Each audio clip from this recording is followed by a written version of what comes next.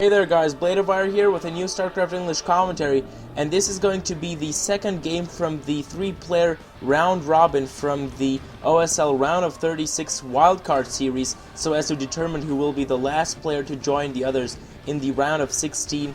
As you know, the reason for this is that Backho, who had actually qualified himself in the round of 16 fair and square, had really a big back problems, and he simply could not play, and this is the reason why he actually left the OSL because of his injuries.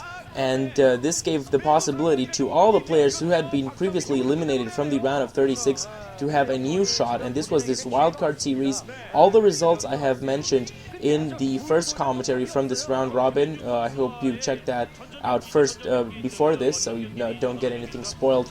And this is, as I was saying in the beginning, the second match. First match was Mind, that you see now on the left, versus Light and Ice TVT on Tears of the Moon. And Mind played a very convincing game, quick tech, quick wraiths, and managed to simply overpower Light, also with some very nice micro.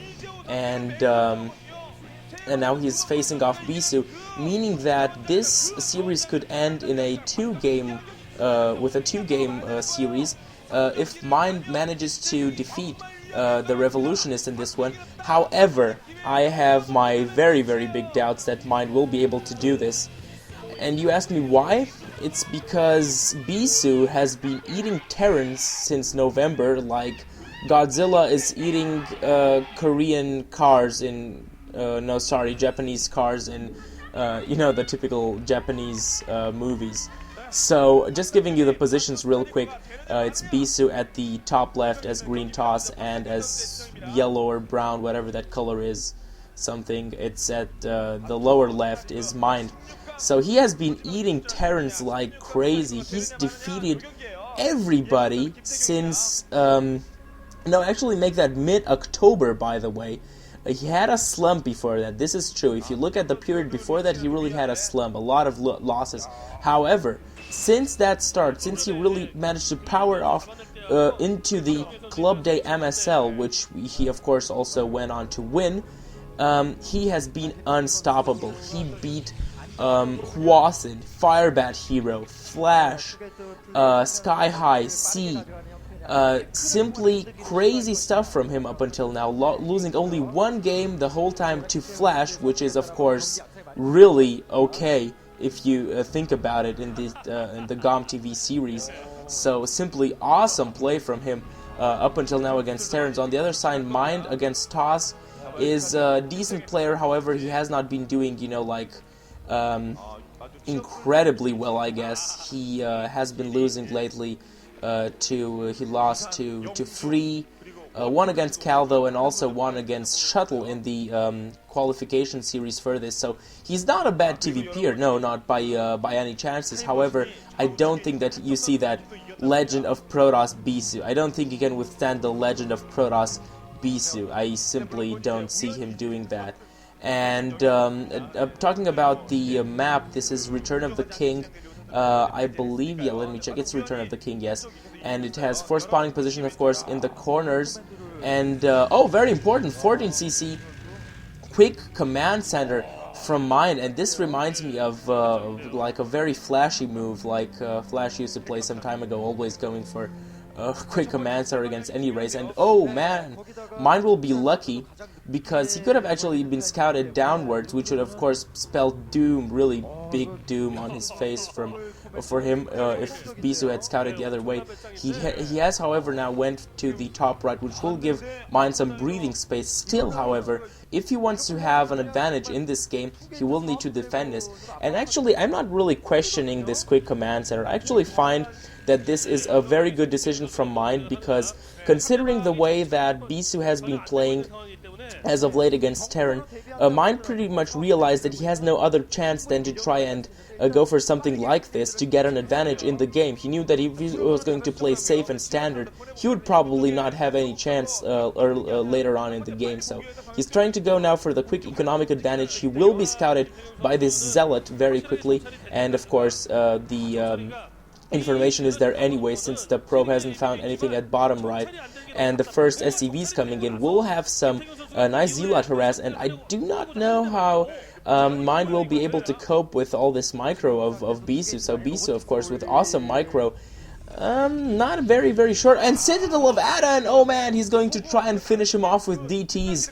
This is clear right now, and this is very important. If Mind manages to get a scout into Bisu's base, that could be crucial. And this SCV manages to pull through, but I think there will be... Oh man, Bisu really needs a unit coming out of there quickly. Oh man, and he does get that Dragoon in the nick of time, and I thought that that SCV was going to go for a home run, and had it gone for a home run, it would have been a really horrible situation for Bisu, with Mind having discovered what he was planning. Mind, however, probably does not suspect the Citadel of Adan, and of course the Templar Archives that will be coming up very, very soon, so no reason for him to put an engineering bay up yet.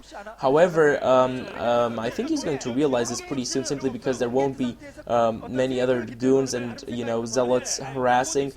He may figure this out. And what is also great about Bisu's tactic right now is that he is disturbing mining with a lot of SCVs. You see, these are like 10 SCVs going after that one goon, meaning that's a lot of mining that is being stopped by Bisu. So he's also managing to make sure that Mind is not getting that big of an advantage in economy as he would have hoped to get with that quick command center. And on the other side, he's of course, you know, pressuring his opponent, forcing him to invest his time with the goons, and just preparing himself for that upcoming DT harass, which in case Mind really has like a vision and realizes this and does something very quickly, should probably end the game in Bisu's favor.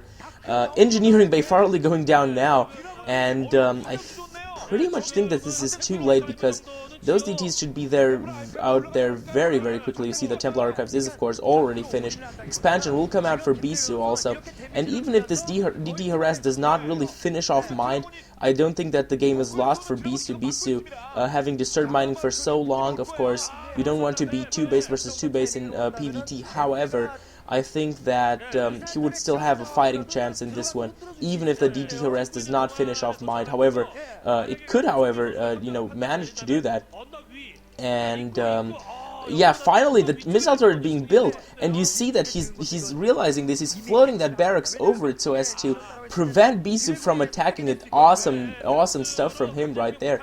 However, Bisu may try to go for a run-by all the way into the main, and he is coming with those DTs on the ramp. Crucial moment of the game. DTs on the ramp, and the DTs managed to pass through. No, Mind, what have you done? Oh man, I think that Mind with a micro of his better days would have actually been able to stop those DTs, but great job also from Bisu to push them up that ramp. They're in the main, and I think from this point on, it's just 2 more letters to type in for Mind. It's GG, because I don't see him being able to finish any missile turret within this area of mining, meaning that mining will be disturbed here. Bisu is getting economy of his own with that expansion. He also has some goons waiting, I believe, and he can also harass with the goons at the expansion. So simply Bisu can do so much, Mind cannot do anything whatsoever. Each tank that comes out is killed in just a matter of seconds, trying to run away there. Oh, and it actually I actually thought that it might manage to kill a DT if it just got to that missile turret, but Bisu getting the critical strike just in time, and you see trying to wall himself in the natural, but it's over. It's GG. Oh man, and this could be a very interesting series. Might actually go to a prolonged series if Light defeats Bisu in Game 3. Then again, the Revolutionists might just make it quick and painless and kick out these 2 Terrans with his awesome PvT and go in with 2-0 into the OSL round of 16. So, if you're interested, and I'm pretty sure you are, stay tuned to find out the result of this whole stuff. Or maybe not, or maybe a result of the prolonged series in Game 3, Bisu versus Light coming up next. But Blade of Fire signing out here, guys. Thanks for watching. Bye-bye. Take care.